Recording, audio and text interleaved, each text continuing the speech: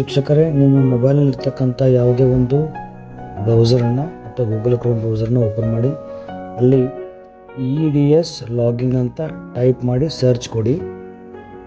ಅವಾಗ ಅಲ್ಲಿ first link ಬರುತ್ತಲ್ಲ EDS ಲಾಗಿನ್ನ ಕ್ಲಿಕ್ ಮಾಡಿ. ಆವಾಗ EDS ವೆಬ್ಸೈಟ್ ಓಪನ್ ಆಗುತ್ತೆ. ಅಲ್ಲಿ ಎಂಪ್ಲಾಯ್ ಅಂತಕ್ಕಂಥದ್ದನ್ನು ಸೆಲೆಕ್ಟ್ ಮಾಡಿಕೊಳ್ಳಿ. ಯೂಸರ್ ನೇಮ್ ಅಂತಂದಲ್ಲಿ ನಿಮ್ಮ KJ ನಂಬರ್ ಹಾಕಿ ಮತ್ತು ನೀವು ಸೆಟ್ ಮಾಡ್ಕೊಂಡಿರ್ತಕ್ಕಂಥ ಪಾಸ್ವರ್ಡನ್ನು ಹಾಕಿ ಕ್ಯಾಪ್ಚಾ ಎಂಟ್ರಿ ಮಾಡಿ ಲಾಗಿನ್ ಕೊಡಿ. ಲಾಗಿನ್ ಕೊಡಿದ ತಕ್ಷಣ ನಿಮ್ಮ ಒಂದು EDS ಓಪನ್ ಆಗುತ್ತೆ. ಅಲ್ಲಿ ಫಸ್ಟ್ ಟ್ಯಾಬ್ ಬಂದಿರುತ್ತೆ ನೋಡಿ, ರಿಕ್ವೆಸ್ಟ್ ಟ್ರಾನ್ಸ್ಫರ್ ಅಪ್ಲಿಕೇಶನ್ ಅಂತೇಳಿ, ಅದನ್ನು ಕ್ಲಿಕ್ ಮಾಡಿ.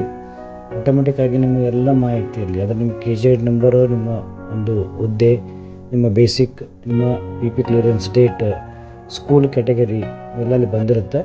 ಅಲ್ಲಿ ಮ್ಯಾರಿಡ್ ಅಂತಕ್ಕಂಥದ್ದು ಮಾತ್ರ ಅಲ್ಲಿ ಬ್ಲ್ಯಾಂಕ್ ಇರುತ್ತೆ. ಅಲ್ಲಿ ಅಂದರೆ ಮಾರಿಷಿಯಲ್ ಸ್ಟೇಟಸ್ ಅಂತ ಇರುತ್ತೆ, ಅದನ್ನು ನೀವು ಮ್ಯಾರಿಡ್ ಅಂತ ತೆಗೆದುಕೊಂಡ್ರೆ ಸ್ಪೌಸ್ ನಂಬರ್ನ ಹಾಕಬೇಕು. ಸ್ಪೌಸ್ ನೇಮ್ ವರ್ಕಿಂಗ್ ಇದ್ದರೆ ಎಸ್ ಕೊಡಬೇಕು, ಇಲ್ಲ ನೋ ಅಂತ ಕೊಡಬೇಕು. ವರ್ಕಿಂಗ್ ಎಸ್ ಕೊಟ್ಟಾಗ KJ ನಂಬರ್ ಹಾಕಿದ ತಕ್ಷಣ ನಿಮ್ಮ ಸ್ಪೌಸ್ನ ಎಲ್ಲ ಮಾಹಿತಿಯಲ್ಲಿ ಬರುತ್ತೆ. ತದನಂತರ ಕೆಳಗಡೆ ಎಲ್ಲ ನಿಮ್ಮ ಸರ್ವಿಸ್ ಡೀಟೇಲ್ಸ್, ನೀವು ಎಲ್ಲಿ ವರ್ಕ್ ಮಾಡಿರಿ ಪ್ರತಿಯೊಂದು ಮಾಹಿತಿಯಲ್ಲಿ ಎಂಟ್ರಿ ಆಗಿರುತ್ತೆ. ಮತ್ತು ಝೋನ್ ವಿತ್ ಸರ್ವಿಸಸ್, ನೀವು ಯಾವ್ಯಾವ ಝೋನಲ್ಲಿ ಎಷ್ಟು ವರ್ಷ ಕೆಲಸ ಮಾಡಿದ್ರೆ ಅದರ ಪ್ರಕಾರ ವೇಟೇಜ್ ಬಂದಿರುತ್ತೆ. ನಂತರ ನೀವು ರಿಕ್ವೆಸ್ಟ್ ಟ್ರಾನ್ಸ್ಫರ್ ಟೈಪ್ ಯಾವ್ದು ಬೇಕು, within district, out of district, within division, out of division ಅಂತ ಇರುತ್ತೆ. ನಿಮ್ಗೆ ಯಾವುದಾದ್ರೂ ತೊಗೋಬೋದು. ಅಲ್ಲಿ ಎಕ್ಸಾಂಪಲ್ಗಾಗಿ ವಿದಿನ್ ಡಿವಿಷನ್ ಡಿಸ್ಟಿಕ್ ಹೋಗ್ತಾ ಇದ್ದೀನಿ.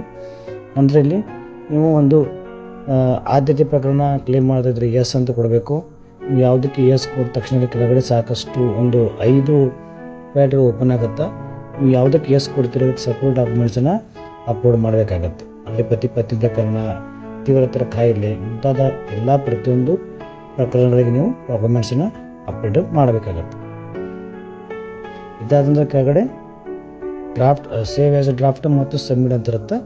ನೀವು ಡ್ರಾಫ್ಟ್ ಸೇವ್ ಕೂಡ ಮಾಡಿದ ನಂತರ ಸಬ್ಮಿಟ್ ಮಾಡ್ಬೋದು, ಅಥವಾ ಎಲ್ಲ ಮಾಹಿತಿ ಕರೆಕ್ಟ್ ಇದ್ದರೆ ಡೈರೆಕ್ಟಾಗಿ ಸಬ್ಮಿಟ್ ಮಾಡ್ಬೋದು.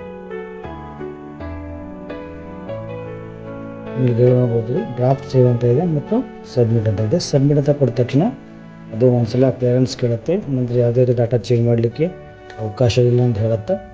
ಎಲ್ಲ ಮಾಹಿತಿ ಕರೆಕ್ಟ್ ಆಗಿದ್ದಾಗ ನಾವು ನೇರವಾಗಿ ಸಬ್ಮಿಟನ್ನು ಕೊಡ್ಬೋದು.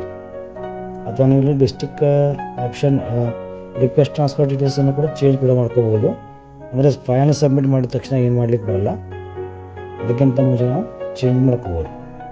ಅಂದರೆ ಇನ್ನೊಂದು ಇಲ್ಲಿ ಇಂಪಾರ್ಟೆಂಟ್ ಏನಪ್ಪ ಅಂದರೆ ನಿಮ್ಮ ಒಂದು ಅಪ್ಲಿಕೇಶನ್ ನಂಬರ್, ನೀವು ಟ್ರಾನ್ಸ್ಫರ್ ಅಪ್ಲಿಕೇಶನ್ಸ್ ಫೈನಲ್ ಸಬ್ಮಿಟ್ ಮಾಡಿದ ತಕ್ಷಣ ನಿಮ್ಮ ಒಂದು ಅಪ್ಲಿಕೇಶನ್ ನಂಬರು ಅದನ್ನು ನೀವಲ್ಲಿ ನೋಟ್ ಮಾಡ್ಕೊಳ್ಬೇಕಾಗತ್ತೆ.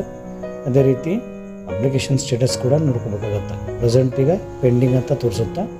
ನಂತರ BO ಅವರು ಅಪ್ರೂವ್ ಆದ ತಕ್ಷಣ ಅದು ಅಪ್ರೂವಲ್ಲಿ ಬಂದಿರುತ್ತೆ. ಈ ರೀತಿಯಾಗಿ ನಾವು ನಮ್ಮ ಕೋರಿಕೆ ವರ್ಗಾವಣೆಗೆ ಅರ್ಜಿಯನ್ನು ಸಲ್ಲಿಸ್ಬೋದು.